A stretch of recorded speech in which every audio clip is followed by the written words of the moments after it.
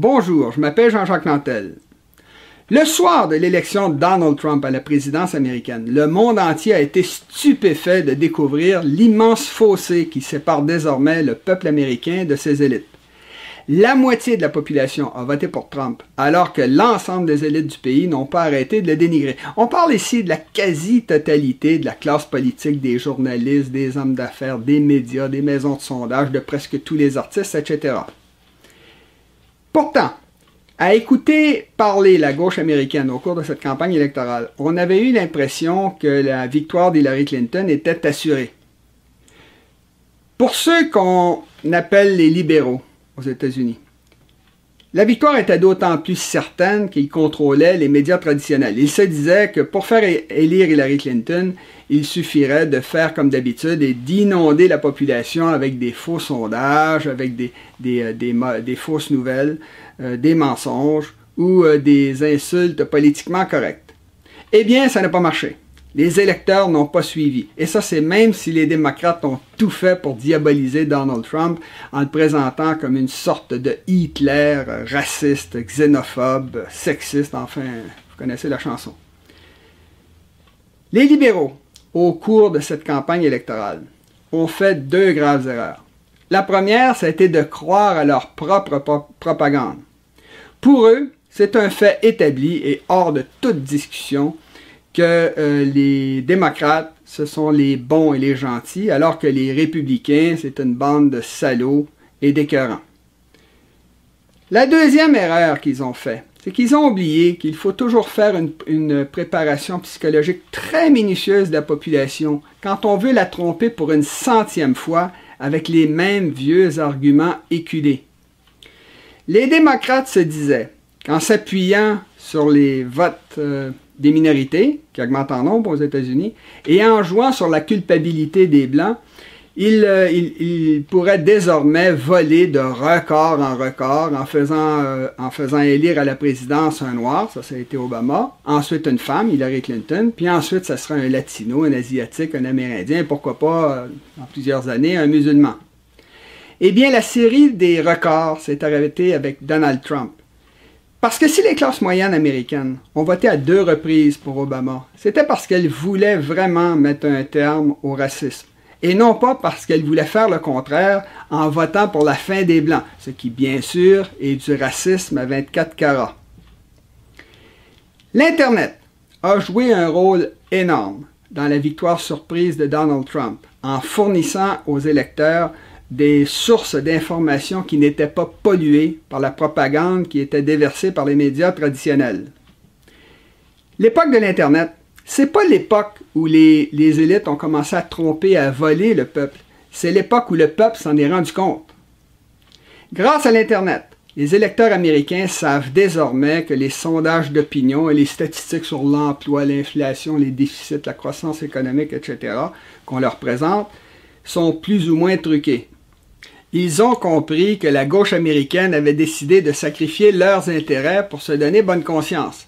Ils ont donc arrêté de lui faire confiance et lors de l'élection, ils ont décidé de juger des candidats à la présidence sans se soucier du prêchi-prêcha déversé dans les médias. Ça a coûté très cher aux démocrates parce que les 8 ans de présidence d'Obama ont beaucoup déçu. Surtout quand on compare ses réalisations avec les attentes extrêmement élevées que son élection avait suscitées dans la population. Obama n'a pas fait grand-chose, à part le facile. Il n'a même pas fermé le centre de torture de Guantanamo comme il l'avait pourtant promis aux électeurs américains. Quant à Hillary Clinton, elle n'a jamais réussi à se débarrasser de sa réputation de magouilleuse qui est prête à dire n'importe quoi, à faire n'importe quoi pour se faire élire. De plus, elle avait contre elle toutes les multiples petites affaires louches dans lesquelles elle a trempé pendant toute sa carrière. De même que les nombreuses guerres qu'elle a entretenues quand elle était secrétaire d'État et qui ont fait des centaines de milliers de morts et de blessés. Enfin, on n'a pas parlé de son mépris évident pour les gens qui ne pensaient pas comme elle. C'est elle qui a dit que la moitié des partisans de Donald Trump étaient des déplorables. De son côté, Trump avait plusieurs avantages décisifs sur Hillary Clinton. D'abord, et ça c'est extrêmement important dans un pays qui est habitué de gagner comme les États-Unis, Trump projetait l'image d'un gagnant qui a eu beaucoup de succès dans le monde des affaires, c'est un milliardaire, dans le monde du spectacle avec ses programmes de télévision, et même dans le monde politique, étant donné qu'il a réussi à se faire nommer candidat républicain à la présidence malgré l'opposition de la quasi-totalité du Parti républicain. Trump est aussi un intuitif qui a eu l'idée de jeter tout ce qu'il avait dans la balance pour gagner, et ça c'est sans se soucier du reste. Il a donc commencé à dire tout ce qu'il pensait, ce qui a plu énormément aux Américains qui, comme tout le monde en Occident, ils sont écœurés d'entendre les petits discours moralisateurs de la rectitude politique. En s'opposant ouvertement à la coalition de tous les gens en place, Donald Trump s'est donné l'image d'un Robin des Bois moderne qui se battait seul contre tous pour défendre l'Amérique profonde. Son slogan de campagne, qui a résonné si fort dans l'âme des Américains, était « Make America Great Again », ce qui veut dire refaites de l'Amérique une grande chose. Au total, Trump avait l'air beaucoup plus présidentiel qu'Hillary Clinton, qu'il appelait d'ailleurs ouvertement Hillary l'escroc.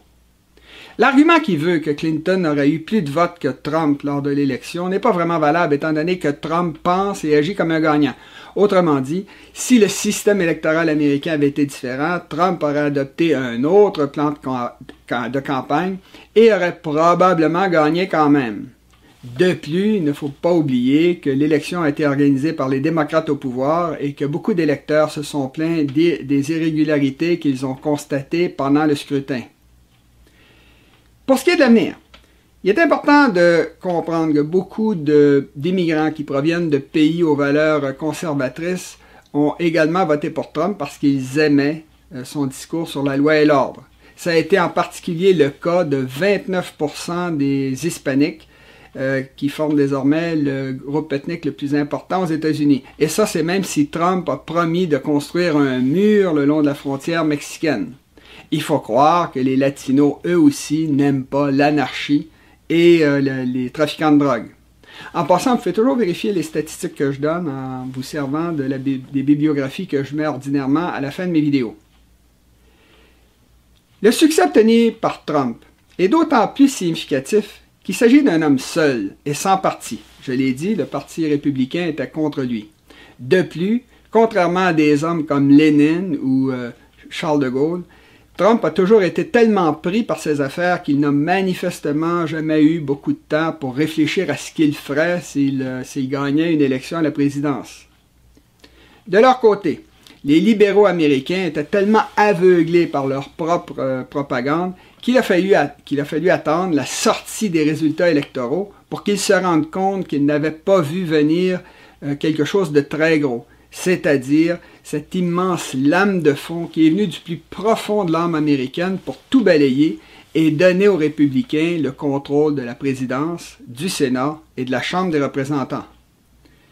Toujours aussi méprisant, les libéraux ont d'abord conclu de l'élection de Trump que les électeurs avaient été stupides et qu'ils n'avaient rien compris à ce qu'on leur avait dit de faire. Certains ont même proposé de recommencer tout simplement l'élection pour obtenir le résultat qu'ils voulaient. Ces gens-là, qui n'ont jamais arrêté d'inonder les médias qu'ils contrôlaient avec des fausses nouvelles, voudraient maintenant qu'on censure l'Internet pour éliminer les fausses nouvelles qui viendraient par exemple d'un pays pauvre et éloigné comme la Russie. Autrement dit, ces gens-là voudraient de nouveau être les seuls à pouvoir mentir à la population. Si l'Internet a beaucoup influencé et accéléré la révolte de l'Américain moyen contre ses chefs, il reste que la vraie raison de cette révolte-là, c'est le déclin ultra rapide des États-Unis dans à peu près tous les domaines.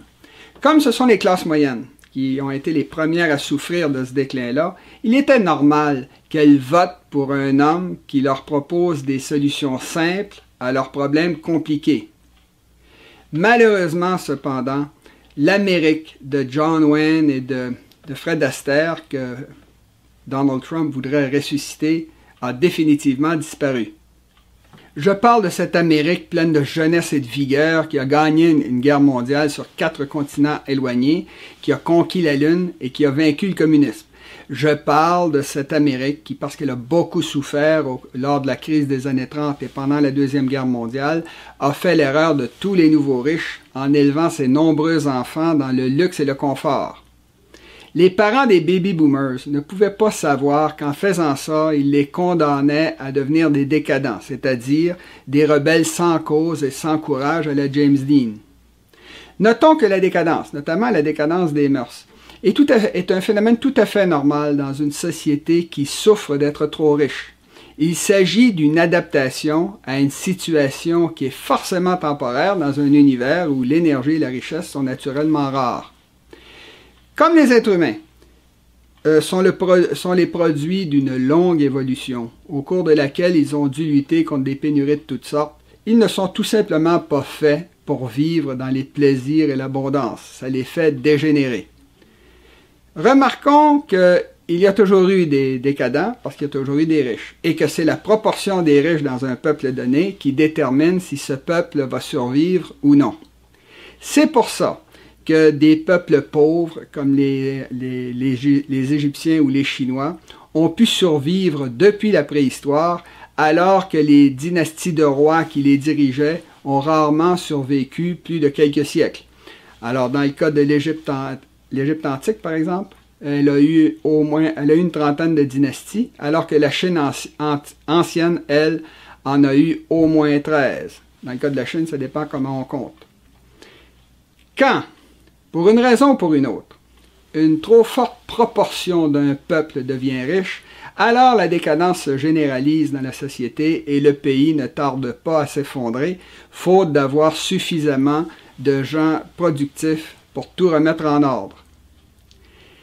La décadence comporte presque toujours les deux mêmes éléments clés, à savoir la destruction accélérée de richesses et l'inversion des valeurs. La destruction accélérée des richesses est causée par le fait qu'un peuple riche a cessé d'avoir peur de l'avenir et qu'il se laisse guider par le plaisir. Ça fait que toutes les formes de richesse léguées par les ancêtres ont vite fait disparaître, c'est-à-dire la jeunesse de la population, la presque absence de dette nationale, l'avance économique, technologique et militaire du pays, etc. Pour encore accroître leur bonheur et leur plaisir, les décadents se hâtent de consommer la totalité de ce qu'ils produisent eux-mêmes, de même qu'une forte proportion de ce que leurs descendants vont produire en leur léguant une immense dette nationale et des infrastructures en décrépitude. Quant à l'inversion des valeurs que défendent les décadents, elle a pour fonction de leur éviter tout remords de conscience. Parce qu'évidemment, les valeurs de ceux qui détruisent la richesse sont à l'exact opposé des valeurs de ceux qui en accumulent. C'est pour ça que les décadents se hâtent toujours de développer une philosophie de vie qui présente le mal comme le bien et le bien comme le mal.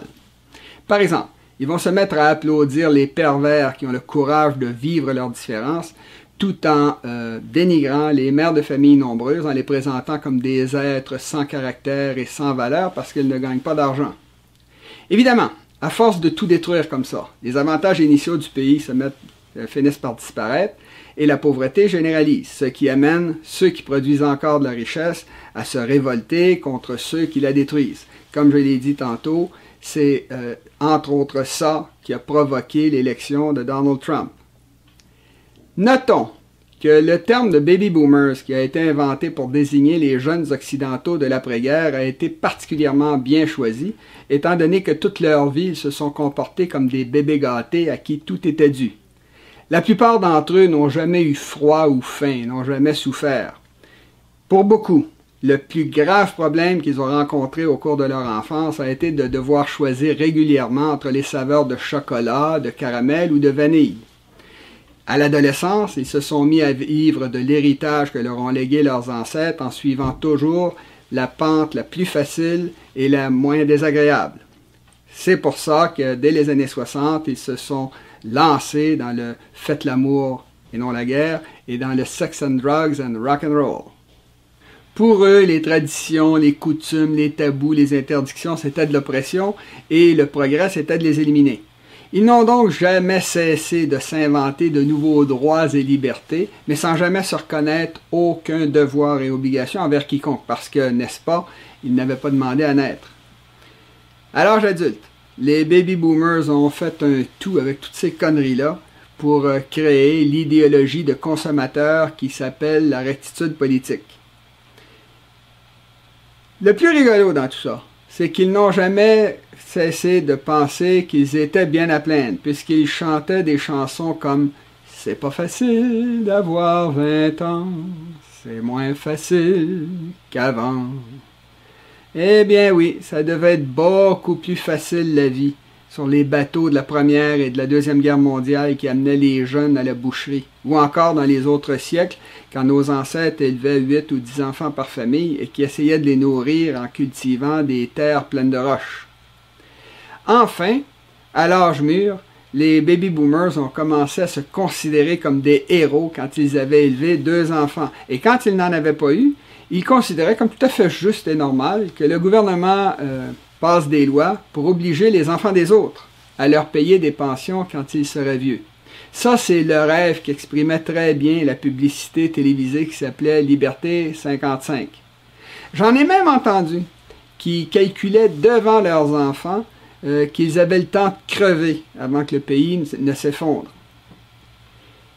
De nos jours, il est très difficile de ne pas comparer l'Amérique en décrépitude d'aujourd'hui avec l'Amérique de 1945 qui possédait la moitié de la capacité industrielle du monde et qui dominait complètement la planète dans à peu près tous les domaines.